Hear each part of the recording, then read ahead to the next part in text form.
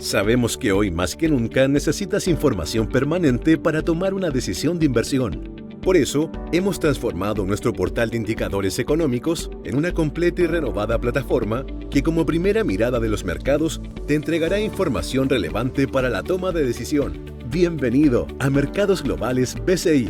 Accede a nuestro sitio web y conoce su nuevo diseño. Más simple y dinámico, con todo en una sola pantalla y capaz de adaptarse a cualquier dispositivo.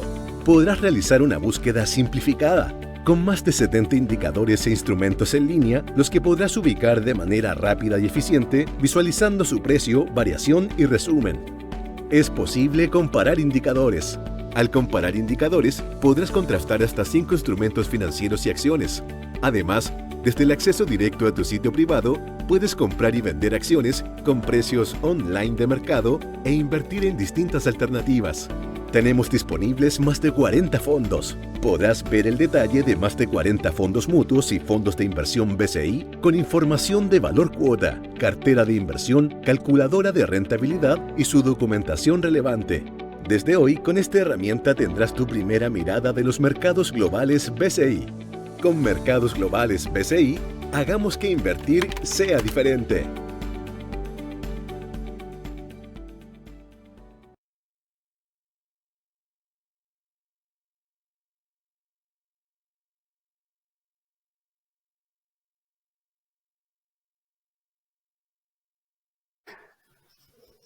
Hola, ¿qué tal? Muy buenas tardes. Soy Juan Pablo Monge, gerente general de BCI Corredora de Bolsa, y en conjunto con BCI Asset Management queremos darle la más cordial bienvenida a esta segunda charla que hemos denominado Diálogos sobre el futuro.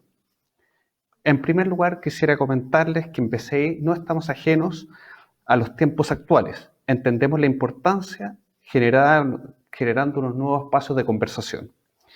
Es por ello que hoy queremos, a través de esta instancia, promover el diálogo en forma ecuánime, sin tomar una posición en cuanto a los temas y a las tendencias de los expositores.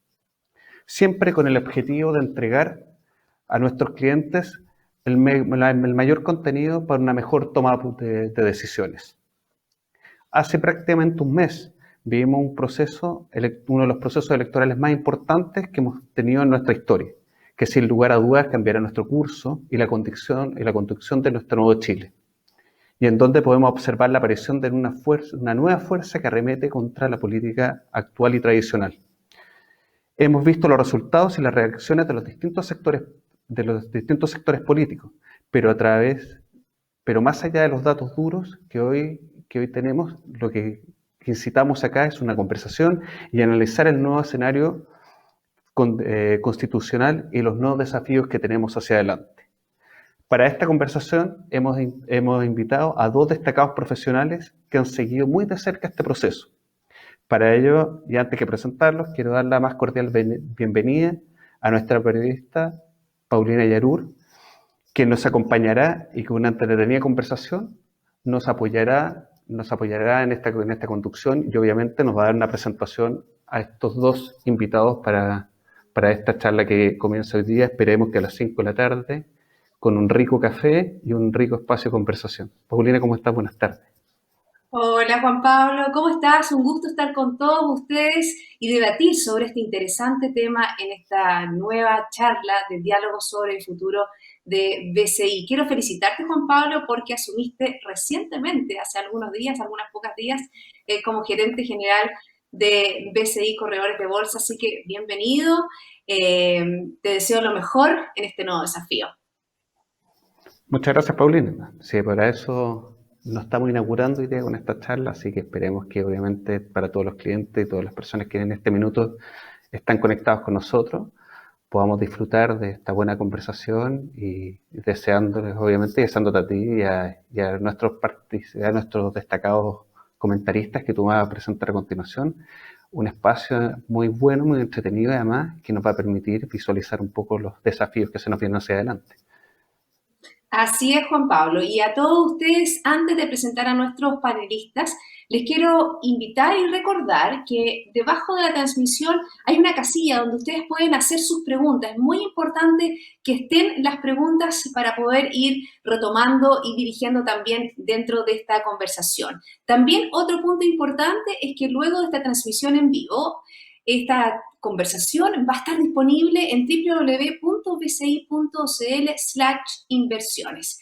Así que ahí están todos los elementos y ahora sí que presentamos a nuestros panelistas de hoy. Voy a partir por Daniel Mansuy, profesor asociado del Instituto de Filosofía de la Universidad de los Andes, director del Centro de Estudios Signos de la misma casa de estudios, investigador asociado del Instituto de Estudios de la Sociedad, doctor en Ciencia Política de la Universidad de Rennes, columnista de diario La Tercera, perdón, El Mercurio, no La Tercera, y panelista de T13 Radio. ¿Cómo estás, Daniel? Bienvenido.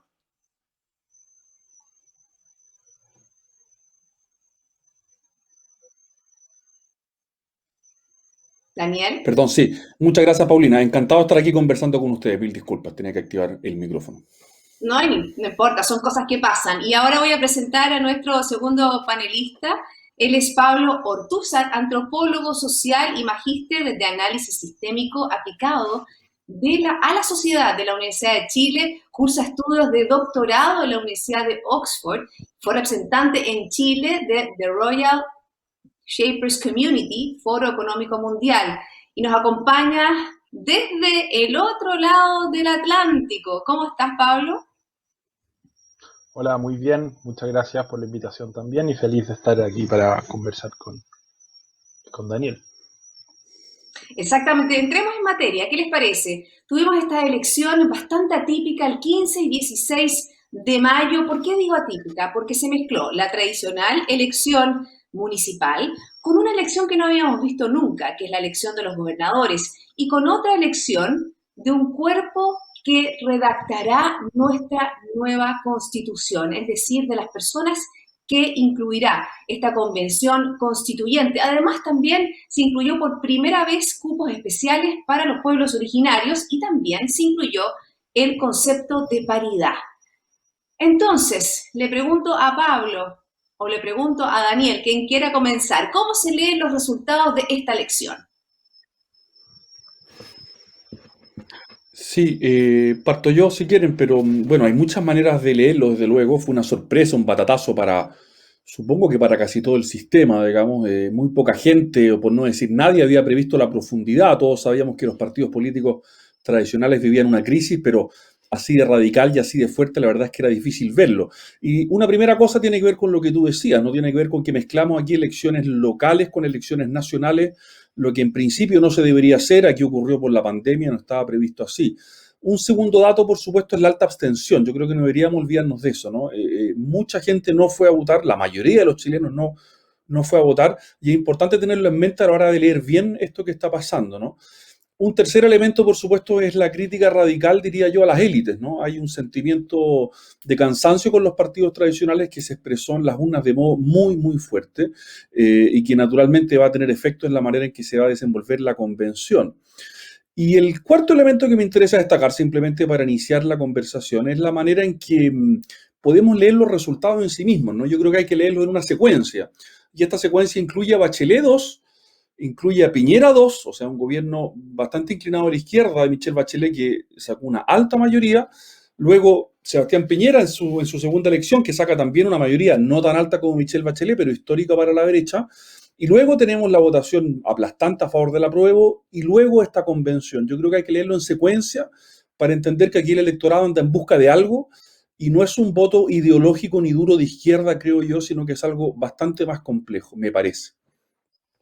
Pablo, ¿qué opinas tú de este nuevo voto, de este nuevo electorado que vimos en esta elección? Sí, también es importante el dato que mostró hace poco Alfredo Lloñant de que un, eh, había habido un reemplazo en los votantes en el cual mucha gente que había votado en la última elección, alrededor de 1 millón de personas, no fue a votar en esta elección. Y otro 1 millón de personas que no había votado en la última elección fue a votar en esta elección. Entonces, hay una. Y las edades de estos dos grupos son claramente distintas. O sea, se retiró o dejó de ir, en este caso, un electorado mayor, qué sé yo, de 40 años, y asistió un electorado nuevo, menor de 40 años. Y eso obviamente configuró también los resultados. Entonces, claro, es un voto contra los partidos tradicionales, contra los rostros tradicionales, hay mucho de voto de castigo.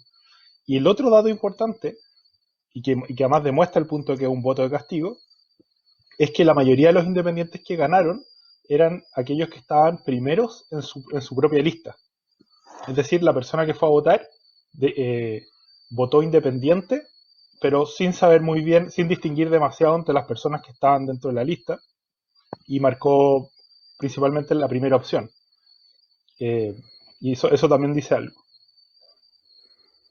Hablemos sobre lo que nos dicen las elecciones y el proceso que se nos viene, porque obviamente que ya el timing con respecto a la convención constituyente ya comenzó. Y un poco hablemos de los desafíos que tiene esta convención constituyente, porque por supuesto hay un montón de elementos que todavía no están definidos, como por ejemplo el reglamento, cómo van a operar, cuáles van a ser ya los timings de 9 meses que se pueden extender en 3 meses más. Pero ¿qué pasa con los mismos constituyentes? Los hemos visto en canales de televisión, cómo están dando a conocer cada uno sus posturas. ¿Van a poder ponerse de acuerdo? ¿Cuál es el rol que tienen que tener cada uno? Partamos por ti, Daniel. Sí, no, tienen una responsabilidad histórica. Yo creo que esto es lo primero que uno tiene que decir, ¿no? Porque la crisis política y social que vive Chile hace ya un buen tiempo es de proporciones históricas, valga la redundancia, y por tanto esta es una de las últimas teclas, una de las últimas balas que nos queda para intentar resolver este problema. Por tanto, la responsabilidad que recae sobre sus hombros es enorme. Y digo esto porque hay muchos temas de fricción posible, ¿no? Tú decías el plazo, naturalmente es una primera gran pregunta, ¿no? ¿Cómo pensar que una convención en 12 meses va a poder resolver tantos problemas que tiene Chile? Hemos depositado tanta esperanza en ella. Es muchísimo trabajo, ¿no? Es muchísimo trabajo sabiendo que yo no creo que sea bueno alargar el periodo de la convención porque es alargar un periodo de incertidumbre. Me parece que si el plazo es acotado es por un motivo y me parece que hay que mantenerlo así. Y el segundo punto tiene que ver con lo que ya han declarado un grupo de convencionales, que es la gran tentación de la convención, que es declararse soberana, ¿no? Y en esto hay que ser muy cuidadoso y ser muy fino, porque aquí van a convivir muchos poderes, ¿no? Por un lado, los poderes tradicionales del Estado, el poder ejecutivo, con un nuevo presidente que vamos a elegir en pocos meses más, el poder judicial, muy importante, que sigue ahí, ¿no? El poder legislativo, con 2 cámaras que se van a renovar, la Cámara de Diputados enteramente y el Senado por mitad en pocos meses más, y la convención. Si es que todos estos poderes no respetan estrictamente y con muy buena fe sus propias potestades, se van a empezar a encontrar. Van a haber conflictos, ¿no? Como ahora muchos convencionales piden, por ejemplo, la liberación de los supuestos presos de la revuelta, supuestos presos políticos. No los elegimos para eso. Y como no los elegimos para eso, y hay otros poderes del Estado que tienen esa función, si empiezan a chocar y empiezan a tener una lógica conflictiva entre ellos, podemos terminar en un choque de legitimidades que en América Latina no suele terminar nada de bien. Entonces, yo creo que hay que mirar con mucha atención cómo se comporta la convención, cómo se comporta el sistema político en relación con la convención, porque es realmente muy importante que cada cual cumpla la función para la cual fue electo y no intente usurpar funciones de otro, porque ahí nos vamos a encontrar en un callejón sin salida que es realmente muy oscuro. Mira, aquí hay una pregunta que tiene que ver con lo que tú estabas hablando, Daniel, y se la voy a hacer a Pablo. Dice, ¿ven alguna posibilidad de que el proceso constituyente no concluya o no llegue con la redacción de una nueva constitución? O sea, si es que los constituyentes siguen, como ha mencionado Daniel, separándose de sus funciones, si siguen insistiendo en expandir una supuesta soberanía absoluta respecto a toda la realidad institucional preexistente, eh, yo no veo cómo esto vaya a terminar, porque además a partir de esto se empiezan a generar fraccionamientos, disputas internas dentro de la izquierda, entre la izquierda y la derecha, entre los distintos grupos de la constituyente, y claro, y tienen un año para terminar su trabajo. Y si esta va a ser la tónica, o sea, ni siquiera se han sentado a discutir el reglamento, ya estamos en un conflicto ficticio y bastante absurdo. Eh, ¿Qué se puede esperar? O sea, ¿cómo en un año van a tener lista una constitución? Yo lo veo como algo muy difícil. Es bien complejo el panorama, sobre todo por que los acuerdos que tienen que tener en un ambiente tan polarizado. Daniel, tú mismo lo has dicho en algunas columnas, que tiene que ser un esfuerzo muy importante donde se dejen de lado la polarización y se busquen los acuerdos. Claro, lo que pasa es que la regla de los dos tercios justamente busca eso y exige eso, de hecho, ¿no? O sea, en una lógica polarizada las cosas tienden a dividirse más o menos en mitades. Una mitad puede ser más grande que otra, incluso en tercio eventualmente, ¿no? Pero aquí necesitamos dos tercios y nadie tiene un tercio y tampoco nadie tiene dos tercios. Por tanto, en esta fragmentación total, lo que hay que buscar es el diálogo, el encuentro, el escucharse unos a otros, el estar dispuesto a ceder, el no partir con exigencias maximalistas, porque nadie va a encontrar dos tercios por una exigencia maximalista, ¿no? Y por eso lo que yo he dicho es que hay que intentar pasar una lógica de colaboración en vez de una lógica de polarización, porque es la única alternativa que a la convención le vaya bien y Chile necesita que a la convención le vaya bien, ¿no? Pero claro, hay sectores de cierta izquierda o incluso fuera de la izquierda probablemente que quieren o que están interesados en seguir forzando las cosas o en extremarlas todavía más. Yo creo que no van a tener dos tercios para eso me parece un dato de la causa, porque al mismo tiempo que hubo gente de la lista del pueblo que pidió esto ayer, hubo gente que está más bien en la centroizquierda del escenario político, como Agustín Esquella, que dijo claramente, mire, no me voy a prestar para este juego, ¿no? Pero la pregunta es cómo se entra un clima de colaboración desde esas posiciones tan extremas, ¿no? Yo creo que eso es lo más importante que tenemos que propiciar. Anoto una dificultad, ¿no? Que esto va a transcurrir, o la primera parte del trabajo de la convención va a transcurrir al mismo tiempo que una elección presidencial que naturalmente polariza. Y por eso yo creo que la convención tiene que alejarse de la dinámica electoral, precisamente porque la dinámica electoral la va a ensuciar. Y fíjense que hay una regla con la que buscamos preservar eso, ¿no? Que es la regla de que los convencionales no pueden aspirar durante un año después del trabajo de la convención a un cargo de elección popular. O sea, no pueden ser reelectos, bueno, ni en ese cargo evidentemente, pero tampoco en otro inmediatamente. Y eso justamente lo que busca es preservar a la convención de la lógica electoral inmediata. Yo creo que eso es lo que deberíamos cuidar y ese clima el que todos deberíamos propiciar para que la convención pueda hacerlo razonablemente bien, que todos lo esperamos y lo necesitamos. Pablo, hablando de la estructura del ser humano, y te quiero preguntar por eso, por ejemplo, cuando uno, asumiendo que tiene un rol distinto, ¿tú crees que se podrán poner el sombrero de convencionales constituyentes con el deber público que se requiere? Porque es distinto a lo que puede pasar hoy en día, que pueden estar en canales de televisión, que pueden dar sus declaraciones, pero es muy distinto cuando se sienten a dialogar y tengan que formar acuerdos sobre temas tan importantes. ¿Tú crees que se puede dar esa lógica como ser humano, que se ponga el traje que le corresponde para ser convencional constituyente? O sea, sí, cuando uno ya, en general las personas responden de alguna forma a los roles. La pregunta es cuándo. Y además que cuándo van a entender también su rol. Da la impresión de que no lo han estudiado muy bien porque ahora eh, piensan que son, algunos parecen pensar que son como soberanos absolutos y que básicamente pueden mandarle al resto de las instituciones del Estado qué es lo que tienen que hacer o no. Eso es un gran error. Además es un absurdo. O sea, nadie tiene un tercio. La, la, la derecha, que era el miedo de muchos sectores, no tiene un tercio para vetar. Y aún así, siguen adelante con estos alegatos que son básicamente absurdos. Eh, entonces, estamos frente a sectores que parecen no saber ganar, pero además tampoco entender cuál es el rol de ellos como constituyentes. Ahora, una forma de buscar una lógica de acuerdos y empezar a construir consensos, creo yo, es comenzar la constituyente con un diagnóstico general que pueda ser más o menos aprobado por los distintos sectores y un diagnóstico que eh, explique han sido más o menos los problemas del país, cuáles son los desafíos que enfrentamos y también cuál es el rol de las constituciones y los mecanismos constitucionales que podemos, eh, digamos, los límites, si se quiere, de la capacidad constitucional para hacerse cargo de esos problemas. Eso puede ser un buen inicio de una conversación que además va a tener que ser más o menos rápida para poder ser fructífera. Hablando de aspectos más bien positivos, rescatemos aspectos más bien positivos de esta elección y las oportunidades que se pueden abrir.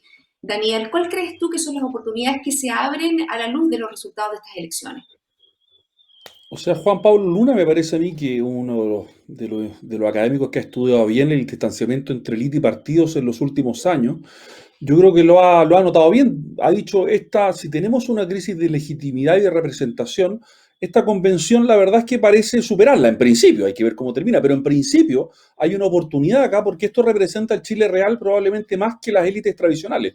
Y en ese sentido hay una oportunidad histórica, repito, insisto en esto porque de verdad creo que es muy relevante, una oportunidad histórica por volver a dotar de legitimidad a nuestras instituciones. O sea, si el problema de nuestra institucionalidad y del largo ciclo de la transición, que fue exitoso por muchos motivos, yo no pretendo negar eso, pero que al mismo tiempo parecía completamente agotado, bueno, si esa legitimidad estaba agotada, si es que aquí logramos tener una constitución que fije un marco y que no haga política pública, pero que fije un marco para zanjar nuestras diferencias y por tanto este nuevo ciclo pueda partir con una alta dosis de legitimidad, vaya que sería importante, ¿no?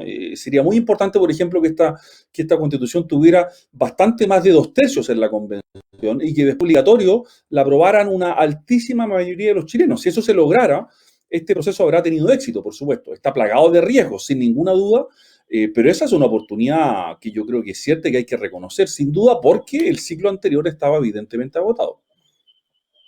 No, Daniel o esa es la Pablo, apuesta, digamos, sí, te escucho. esa es la apuesta en el fondo por un gradualismo. Por eso digo que hay sectores que parecen no saber ganar. Hoy día, las propuestas de la izquierda más tradicional, la idea de ampliar el rol del Estado, la idea de construir las bases para un Estado social, en realidad son de amplia aprobación. Si uno revisa más o menos las líneas generales de las propuestas desde Boric hasta Evelyn Matei, se va a encontrar con una línea argumentativa bastante parecida y con soluciones bastante parecidas. Sin embargo, a pesar de esto, a pesar de este triunfo estratégico, la idea digamos, capitalizar ese triunfo de manera, de manera constructiva y de manera segura, en el fondo, de ir construyendo de a poco para que quede bien armada esta estructura, eh, para muchos grupos ya parece representar algo un mínimo que ya quedó atrás, en el fondo, y ahora lo que se busca es una especie de poder absoluto o algo por el estilo, pero sin asegurar esta ganancia que en el fondo mañana se podría revertir. O sea, si la izquierda sigue en este camino maximalista y si además no logra rendir los frutos que promete, va a echar de menos haber construido acuerdos con más sectores políticos para poder ir consolidando un giro progresivo en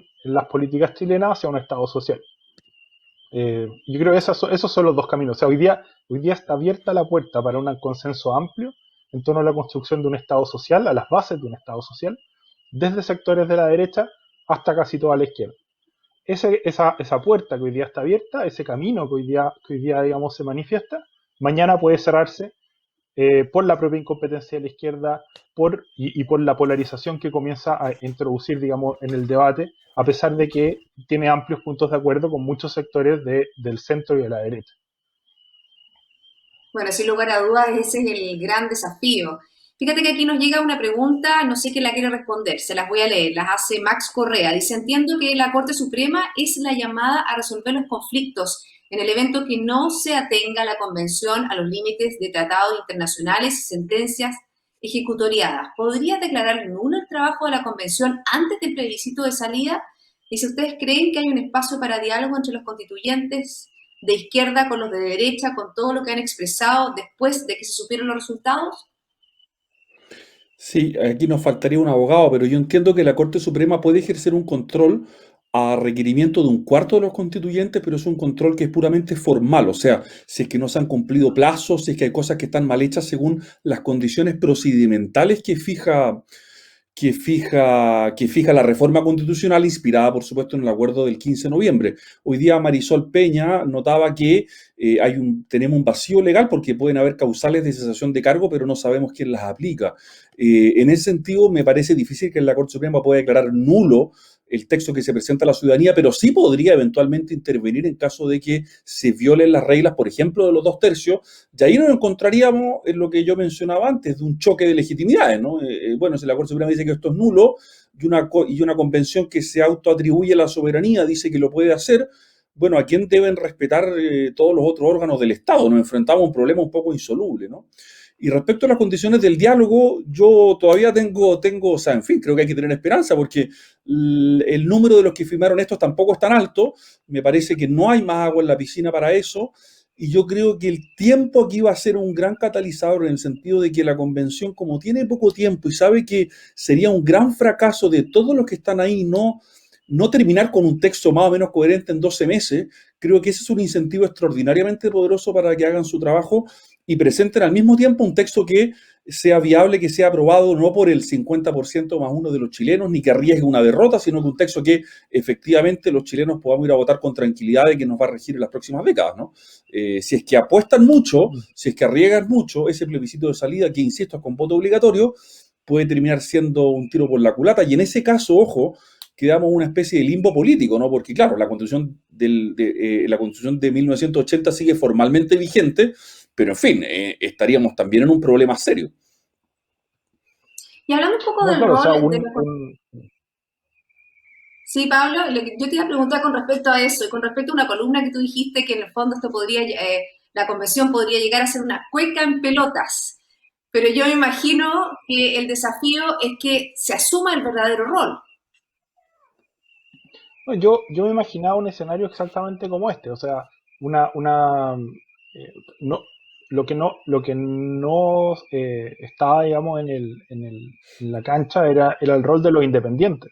Cuando salieron muchos independientes, yo pensé que esto iba a ser bueno, porque de alguna forma iba a deselectoralizar las dinámicas dentro de la constituyente. Sin embargo, ha sido un grupo de los propios independientes los que han ido introduciendo cada vez más ruido, y un ruido completamente innecesario al funcionamiento digamos, de esta comisión que ni siquiera ha empezado sus funciones y ya está rodeada de polémica de muy dudosa categoría y absolutamente ajena a las potestades eh, de la propia comisión. Entonces, ese era mi punto. Lo que me gustaría conversar con Daniel es sobre el tema de la soberanía. Es decir, ¿de dónde viene y por qué se genera, digamos, esta ilusión de la soberanía total, de esta soberanía, este soberanismo en la constituyente? Había argumentos al respecto. Yo leí cosas de Fernando Atria, por ejemplo, hablando de que antes de que vieran que la derecha no tenía el tercio, en esta misma línea. Pero me llama mucho la atención el uso del concepto de soberanía y el fanatismo que lo rodea, digamos, esta idea de hablar de soberanía como con los ojos desorbitados. Me cuesta entenderlo, y creo que aquí hay un problema que es clave, digamos, en la tradición de la filosofía política, porque al final los discursos sobre la soberanía van revelando posiciones políticas que uno no se imaginaba, digamos, en muchos actores. Fíjate que aquí nos ha llegado otra pregunta que tiene que ver con si creen ustedes que la discusión constitucional es una oportunidad para hacer un cambio profundo en la forma de relacionar los poderes de Estado y qué valor le asignan a este cambio de la forma de elegir a los futuros parlamentarios también. Sí, dos cosas. Uno, para comentar lo que decía Pablo, porque es realmente muy interesante.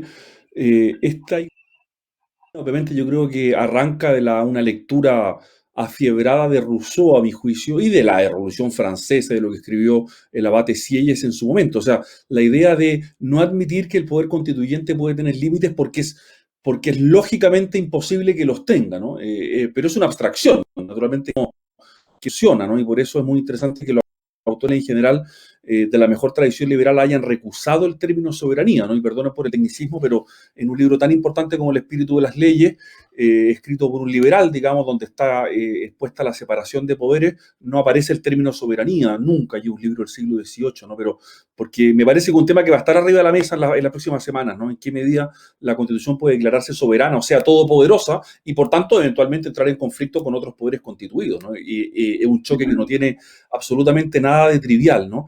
Y sobre la pregunta, Paulina, bueno, aquí vamos a tener nuevas reglas, ¿no? Nuevas reglas en la manera de elegir. Por un lado, el régimen político es muy posible que cambie, el presidencialismo tal como lo hemos conocido es muy posible que cambie. Yo tengo mis reservas con eso, pero parece haber un consenso en avanzar hacia un régimen semipresidencial o parlamentario.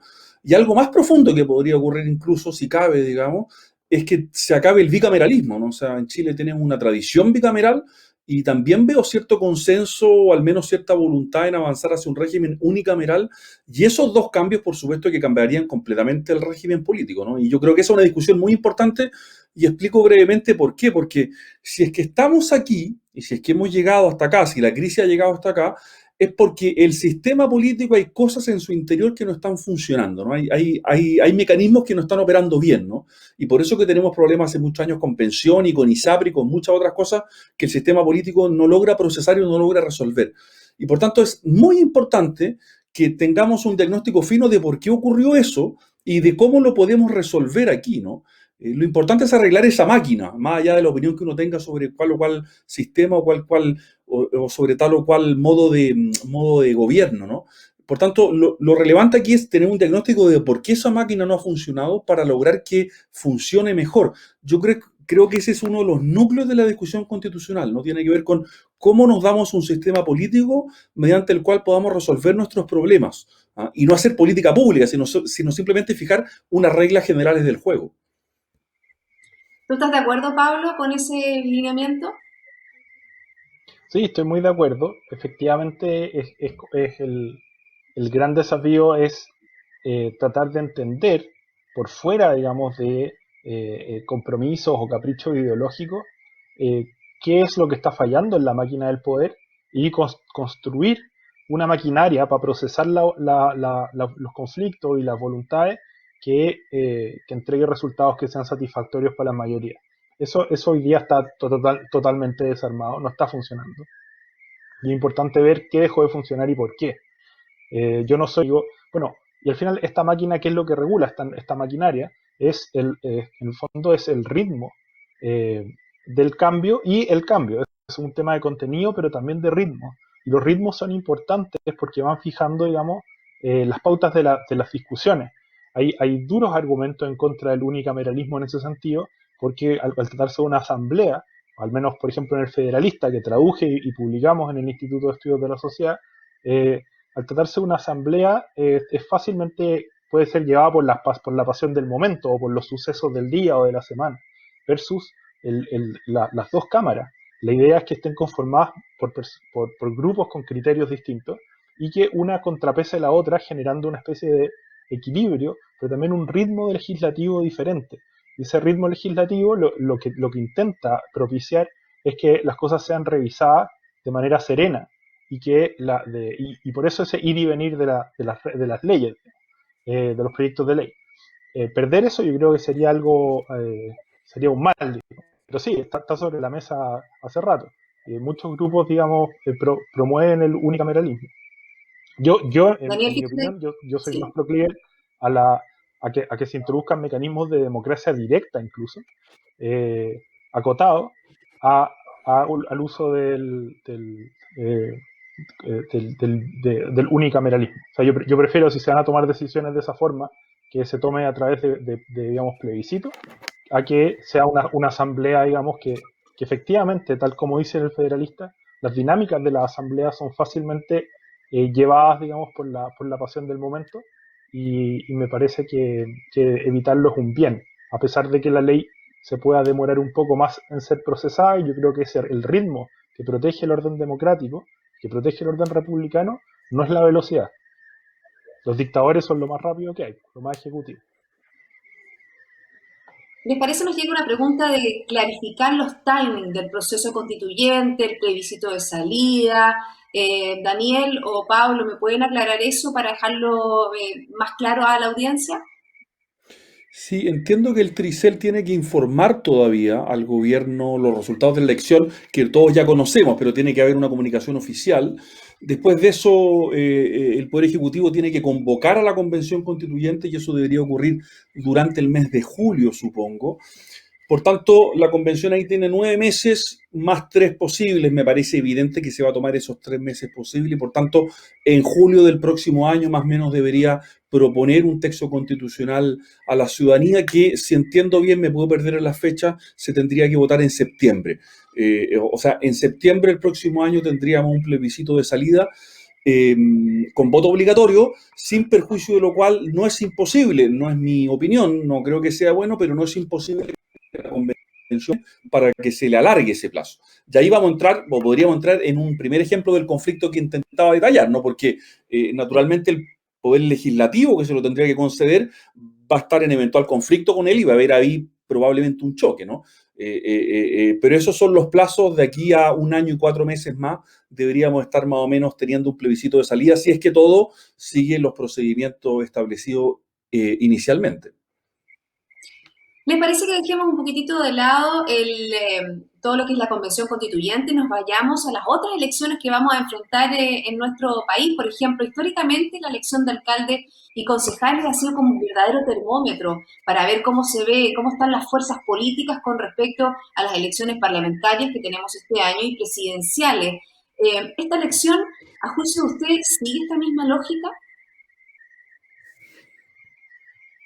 Pablo? La elección de los alcaldes.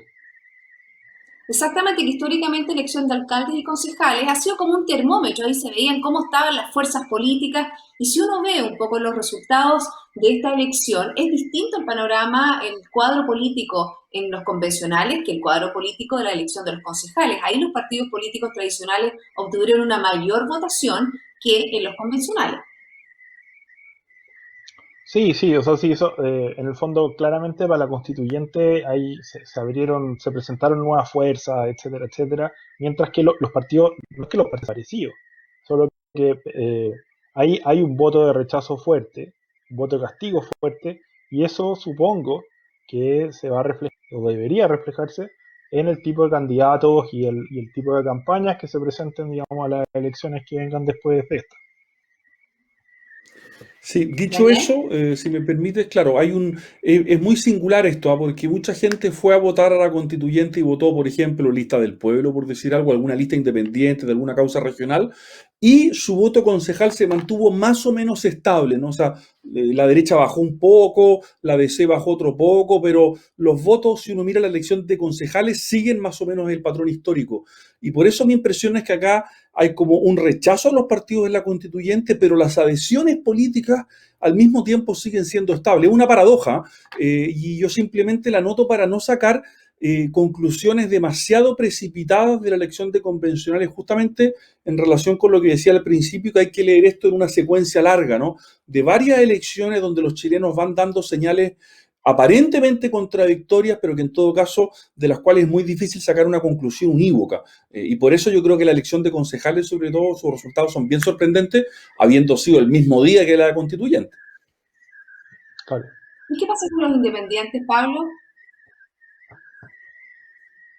Que, eh, o sea, el tema de los independientes es interesante porque muchos de ellos están vinculados básicamente a movimientos locales, y uno de los grandes asuntos que van a reintroducir o que prometen reintroducir al debate constituyente es el medioambiental, por ejemplo, que es un tema que la política institucional o la política más organizada en los últimos 20 años había dejado por completo de lado, o había tratado muy distantemente. En la constituyente, viendo el perfil de las personas que entraron dentro de los grupos independientes, uno puede pensar o asumir que el tema medioambiental va a tener un lugar mucho más importante, que si esto hubiera sido manejado simplemente por los partidos, lo cual dentro de todo es una buena noticia, yo creo. Y con respecto, por ejemplo, nos llega otra pregunta. Dice, ¿no será que más haya fallado el sistema en lo que es que llegó los intereses económicos a la clase política y que de alguna forma ha deslegitimizado, y me equivoqué esa frase, a la clase política más que al sistema político? ¿Creen que esa apreciación tiene asidero? Sí, o sea, en algún sentido esos problemas están vinculados, Pero yo diría que hay una crítica a todas las élites en general, ¿no? A las élites políticas, sociales, económicas, culturales. El rechazo es bien transversal y es bien impresionante, ¿ah? Aquí cualquier candidato que quisiera presentarse con, por decirlo así, que tuviera algo que ver con las élites, le fue mal. Y los candidatos que tenían un arraigo real, y esta yo creo que fue la gran sorpresa para los partidos, les tendió a ir bien. Digo bien y hago un pequeño asterisco porque les fue bien con un sistema electoral que premia la fragmentación. O sea, si usted saca unos poquitos votos de un pequeño nicho y va en una lista que no le va tan mal, usted resulta electo. No hay grandes mayorías en un sistema proporcional. Yo creo que eso es lamentable. Este sistema electoral nunca me ha gustado, pero son las reglas y ya está, digamos. Entonces, efectivamente hay un rechazo transversal a la clase política tradicional. Hay campañas que gastaron muchísimo dinero y les fue mal. Y yo creo que lo que se acabó es un modo de hacer política, como se suele llamar, un poco aéreo, ¿no? Que los partidos envían un candidato a un distrito, les mandan palomas, les mandan dinero y eso resulta. Aquí las comunidades, por decirlo así, se rebelaron frente a eso y se eligieron candidatos con causas locales muy arraigadas, pero insisto, también muy de nicho, ¿eh? Son muy pocos los candidatos que sacaron más del 8 o 10% de los votos. Eso es un dato bien impresionante. O sea, una dispersión total donde hubo gente que administró y usó mejor esas reglas simplemente y que salió, por favor, legítimamente. Eso yo no pretendo ponerlo en duda, ¿no? Pero hay que poner arriba de la mesa el hecho de que hay una dispersión del voto tremenda y que estamos premiando con este sistema electoral a los candidatos que le hablan a un nicho y no van a buscar votos más allá de ese nicho porque ese nicho basta para resultar electo. Yo creo que eso no es muy sano para la democracia, pero en fin, el tema de los sistemas electorales, el tema de los sistemas electorales, perdón, a los cientistas políticos nos apasiona y podemos hablar horas sobre eso, ¿no? Pero yo creo que hay un punto al que deberíamos mirar con atención ahí. Pablo, ¿por qué no ahondas más en este perfil de este electorado que es más bien volátil, fragmentado, propio de la sociedad de la información, donde obviamente que las redes sociales tienen una mayor fuerza que los medios tradicionales, donde se privilegian las necesidades más que las ideologías? Yo creo que es muy importante analizar por qué se produce el castigo, aquí qué está castigando y por qué. Y ahí lo que hemos estado discutiendo el último tiempo ha sido el, la, la, la ceguera de las élites durante los últimos, digamos, 10, 15 años respecto a la situación que se estaba generando en las unidades domésticas de la clase media. Clase media que básicamente el sistema institucional que tenemos, que es muy eficiente para sacar gente de la pobreza, pero una vez que la saca y que la mueve de ese espacio, que es un espacio que está fuertemente vinculado a la acción del Estado, es decir, la pobreza chilena es una pobreza que está fuertemente intervenida por el Estado y que encuentra en los mecanismos del Estado, si se puede hablar en esos términos, eh, instrumentos de estabilización de sus expectativas racionales.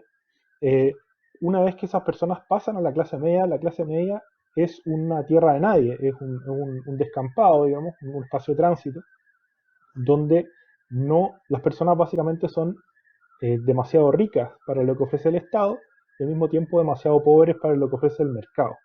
Y eso va introduciendo, es decir, les toca lo peor del Estado y lo peor del mercado. En ambos sistemas se integran de manera deficitaria y eso hace que en el fondo no tienen mecanismos de estabilización de sus expectativas que sean eficientes.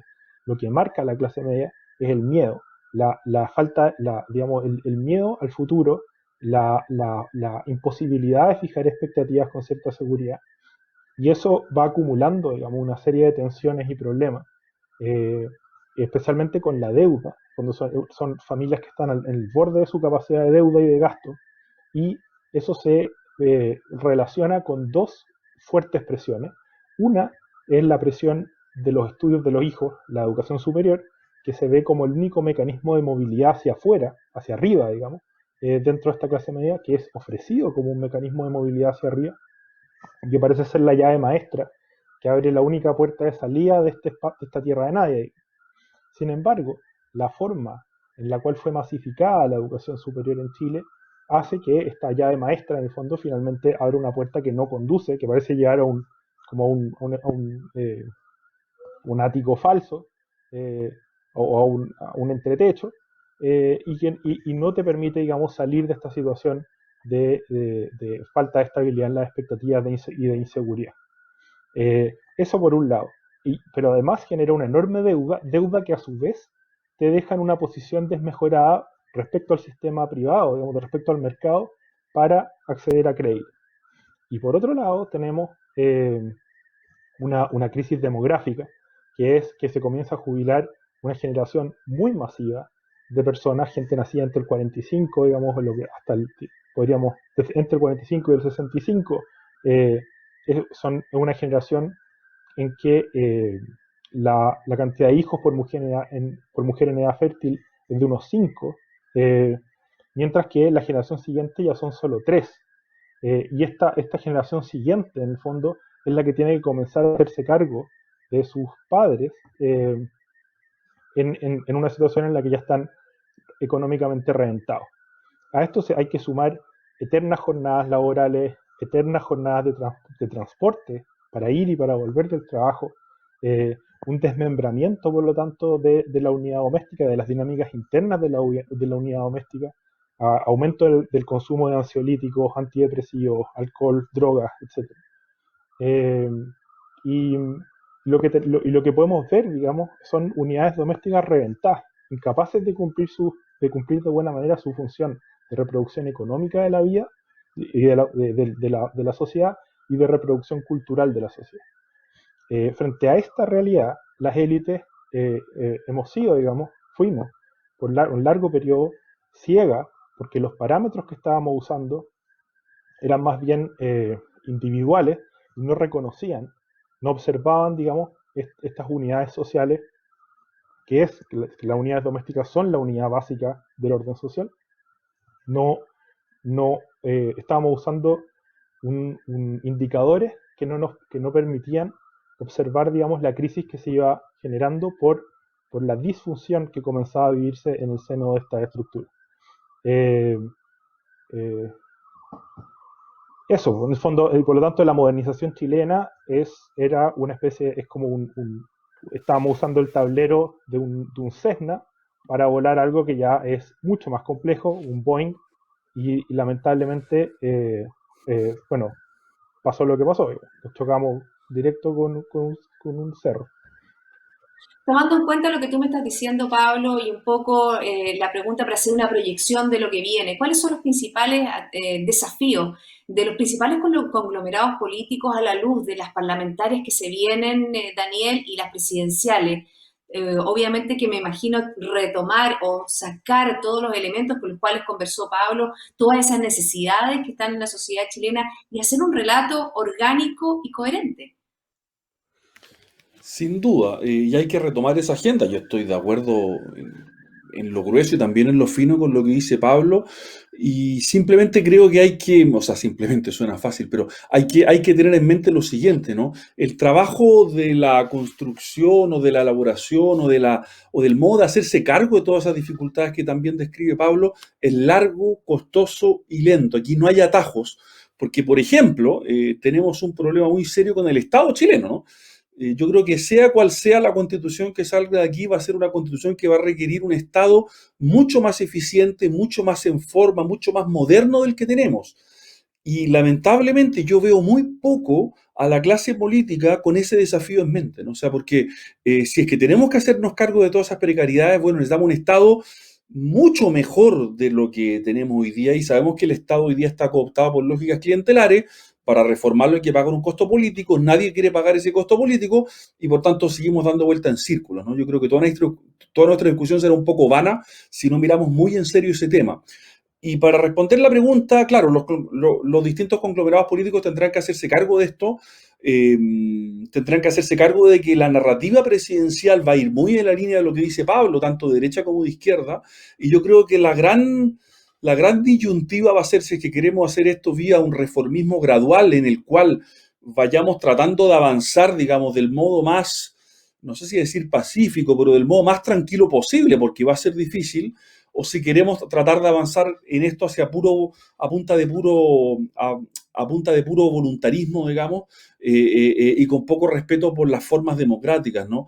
No hay que olvidar que el segundo gobierno de Michelle Bachelet, con el programa heredado de la revuelta estudiantil del año 2011, perdió rápidamente mucho de su apoyo ciudadano porque tocó intereses de la clase media, ¿no? Porque la clase media quiere mejora, sin ninguna duda quiere mejora, se siente precarizada, tiene miedo, pero tampoco quiere perderlo el progreso de los últimos 30 años. Y es en ese equilibrio, en esa ecuación en que la clase política se juega su sobrevivencia, ¿no?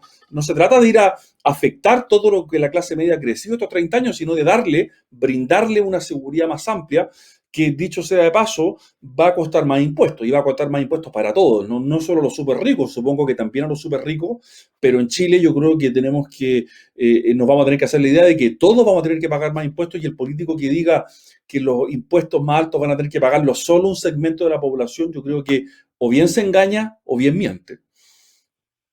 ¿Tú estás de acuerdo con esa apreciación, Pablo?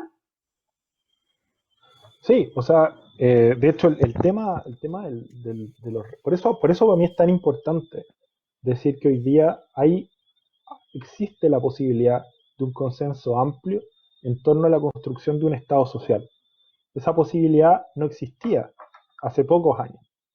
Y en el fondo, el problema con esto es que la construcción de un Estado social implica, por lo tanto, la ampliación de los mecanismos de movilización de las expectativas para las clases medias implica necesariamente una reforma del Estado,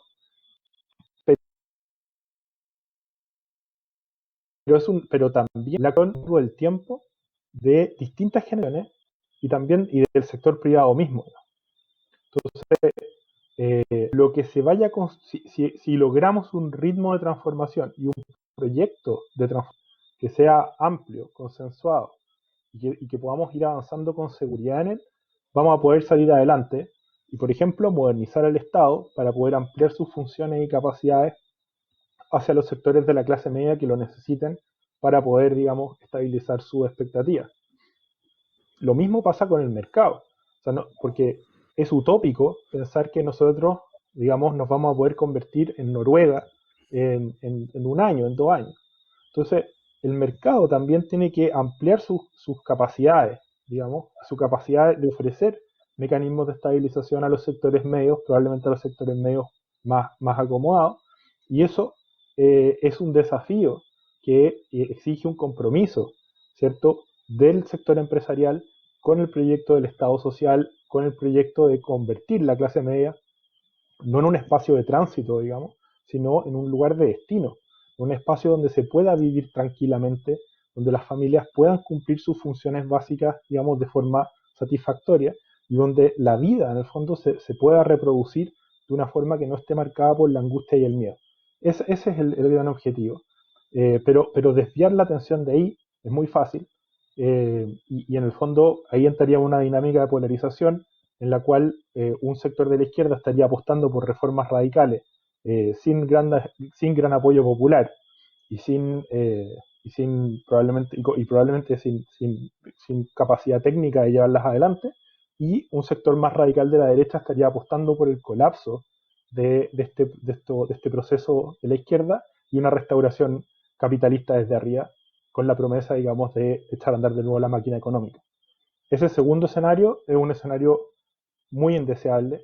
Yo creo que estando hoy día las posibilidades para avanzar en un proyecto consensuado de construcción del Estado social, y además, y en esto, Daniel, el punto que toca Daniel es muy importante, por ejemplo, para reformar el Estado, así como para reformar, digamos, sectores clave, digamos, reglas clave para la operación de los mercados, necesitamos consensos amplios, se necesitan acuerdos amplios.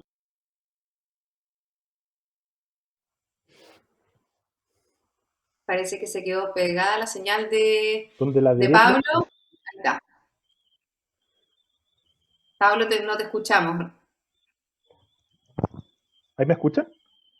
Ahora sí, se quedó un poco pegada tu imagen. Ah, sí, no sé.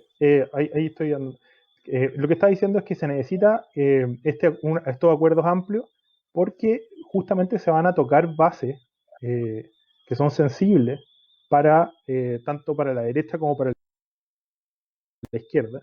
Construir consenso donde los costos de estas reformas se puedan compartir, digamos, entre los distintos grupos políticos. Fíjate que hay una pregunta y ahí quiero aprovechar de agradecer a toda la gente que nos ha escrito sus preguntas durante el día de hoy. Ha habido gran interés por esta charla, bueno, tenemos dos tremendos panelistas. Y fíjate que una de ellas dice qué rol tendrá el elegido para este periodo, el elegido presidencial, me imagino que quiere decir la persona que nos escribió. Sí, es fundamental y va a tener un papel extraordinariamente sensible para intentar navegar en esto que explicaba antes, ¿no? De varios poderes que van a estar, digamos, al mismo tiempo, probablemente con cierto nivel de conflicto, y para navegar y llevar eso a buen puerto sin que ese conflicto termine mal. Va a ser un presidente, además, que muy probablemente sea del color que sea, no va a tener mayoría en el Parlamento. Yo creo que hay que acostumbrarse a eso. Yo, insisto, tengo un problema con el sistema electoral, pero es un dato, ¿no? Noten ustedes que las oposiciones, por llamarlas así, le han regalado a la derecha durante más de un año la presidencia de la Cámara de Diputados. ¿Y esto por qué ocurre? Porque si la Cámara de Diputados tuviera que elegir a un presidente por mayoría, es incapaz de elegirlo, ¿no? Porque nadie tiene mayorías. Entonces el presidente va a tener realmente una tarea muy difícil, muy ingrata de llevarnos a la transición hacia el nuevo orden constitucional. Yo imagino que van a haber muchas disposiciones transitorias en la nueva constitución, pero va a tener un rol, digamos, de cirujano fino para que todas estas cosas puedan llegar a buen puerto sin tocar, sin que el conflicto que va a estar ahí latente estalle. Y por tanto va a tener que ser una persona, yo diría que extraordinariamente cuidadosa, extraordinariamente fina y extraordinariamente delicada en su movimiento político, ¿no? No puede ser aquí un elefante en una cristalería, sino que tiene que ser una persona muy cuidadosa. Fíjense que la elección sigue estando completamente abierta, ¿no? Y uno podría decir, puede ser alguien de izquierda, alguien de derecha y alguien de centro. El escenario está lejos de estar consolidado. Pero en ese sentido yo creo que más allá de quién resulte electo, es muy importante que tenga en mente que esta es una administración muy importante para el éxito de todo este proceso, y entrar como caballo, digamos, yo creo que va a resultar muy mal. Y fíjate que una de las cosas, una de las nebulosas también, es cómo se van a organizar los independientes. ¿Irán a dar el paso siguiente para formar un partido político? ¿Qué creen ustedes?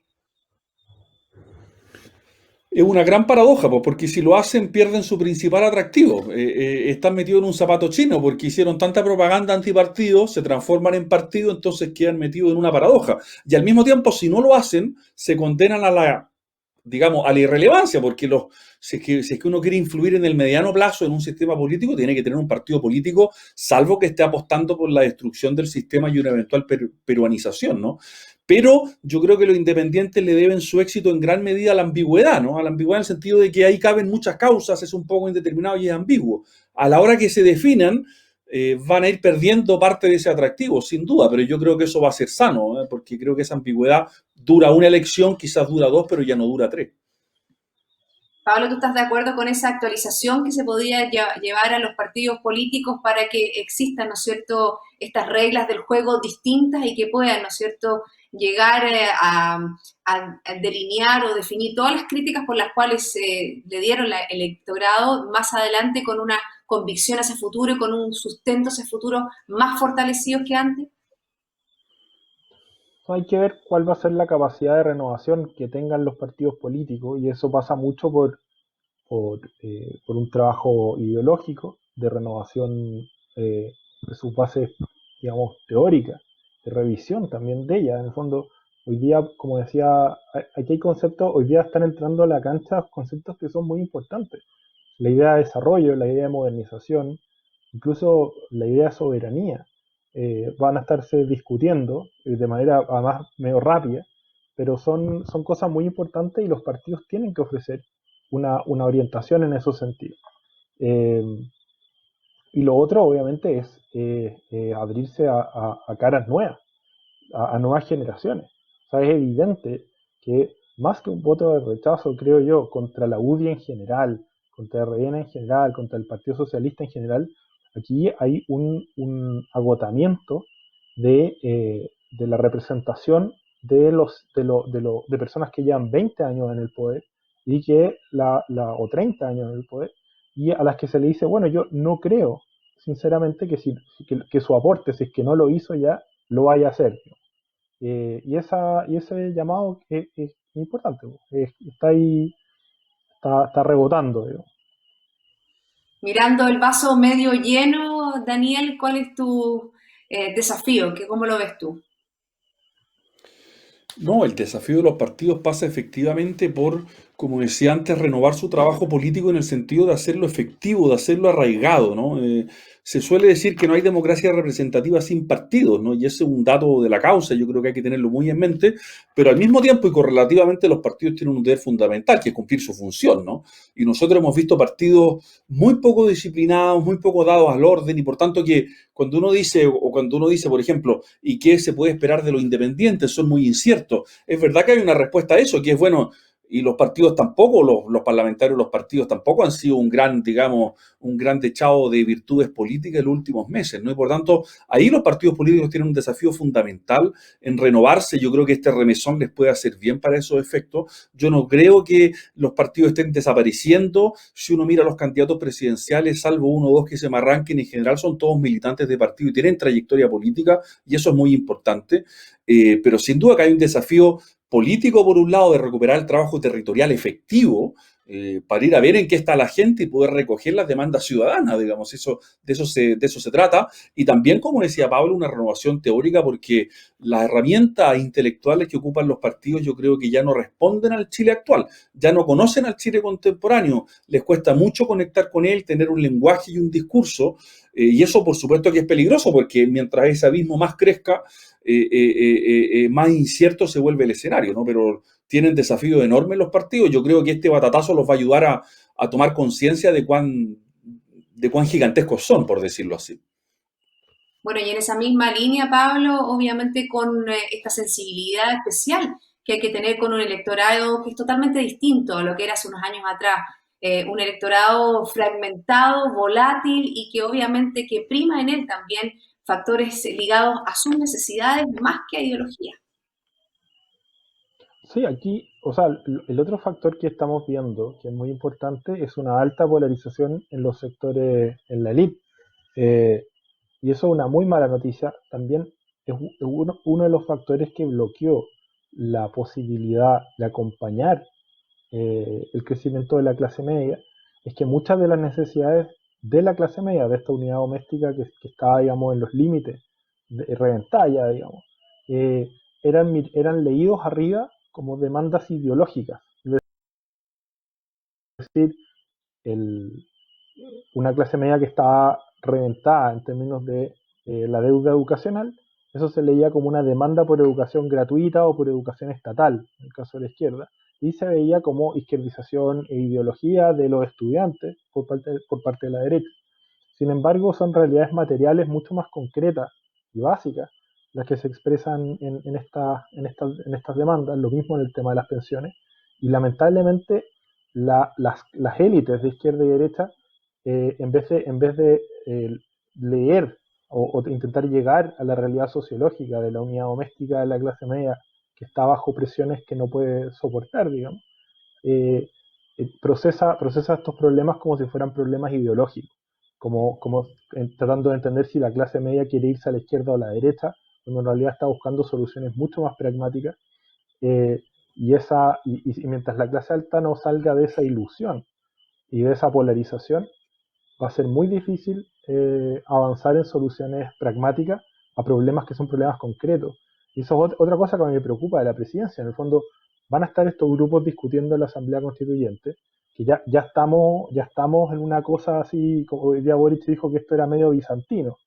Y en efecto, porque la discusión de si la regla, de si el acuerdo de noviembre es de la misma esencia que el poder constituyente, o si es de una esencia similar pero subordinada, es un tema que tiene ecos, digamos, bizantinos. Eh, Mientras que las necesidades, y especialmente porque amplios grupos de la clase media han pasado, digamos, a la pobreza, y esas necesidades y esos problemas no van a desaparecer, y no pueden esperar, como plantea el senador Latorre, a que esté lista la constitución y se pongan a legislar. Entonces la presidencia y el Congreso de los próximos años también van a ser importantes, especialmente en lidiar con problemas sociales que son grandes y con desafíos que son importantes. La pandemia sigue, y seguimos con brotes, rebrotes, encierros, como el que se acaba de decretar para la región metropolitana. Y todo eso tiene consecuencias económicas y sociales muy potentes. Entonces no podemos congelar el gobierno, el gobierno del país durante 2 años hasta que estén dando la nueva constitución. Así es, así están los desafíos. Estamos ya cerrando nuestra conversación. Daniel, ¿algo más que agregar antes de dar el cierre y el agradecimiento a cada uno de ustedes? No, simplemente comentar lo último que dijo Pablo, que qué importante es, ¿no? Porque si es que el 18 de octubre lo que se reveló en Chile fue que había una tensión por cambio social, por un malestar, porque habían urgencias sociales, porque eran eso, urgencias, y de hecho la bandera por la nueva constitución no estaba ahí, sino que fue la apuesta de la clase política. No la estoy cuestionando porque probablemente no tenía otra, pero la apuesta de la clase política por darle causa a todo esto es muy grave que posterguemos todas esas demandas sociales urgentes para cuando haya acabado el proceso constitucional, porque esta historia va a ser larga y las urgencias de los chilenos son de hoy día. Por tanto, eso es de una irresponsabilidad más o menos seria. Entonces yo creo que hay que tener claro que aquí hay que moverse por varios carriles al mismo tiempo para que ningún tren se nos desbande. Y moverse lo más rápido posible, porque los tiempos así corren. Pablo, Daniel, quiero agradecerle por haberme acompañado y a todos nuestros auditores aquí en esta conversación de Diálogos del Futuro. En nombre de BCI, Corredores de Bolsa y BCI Asset Management, quiero agradecerle a ustedes y a todas las personas que estuvieron hoy en día con nosotros. Se los quiero dejar invitados a próximas charlas de Diálogos sobre el Futuro en una próxima oportunidad, así que estén atentos. Pablo, muchas gracias. Daniel, muchas gracias. Muchas gracias, Paulina, y a todos quienes nos acompañan hoy día. Y muchas gracias, vayan a vacunarse y a votar, por favor. Así es, tenemos un proceso eleccionario este domingo, así es que a votar, que estén muy bien, muchas gracias y nos estamos viendo pronto en nuevos Diálogos del Futuro de BCI.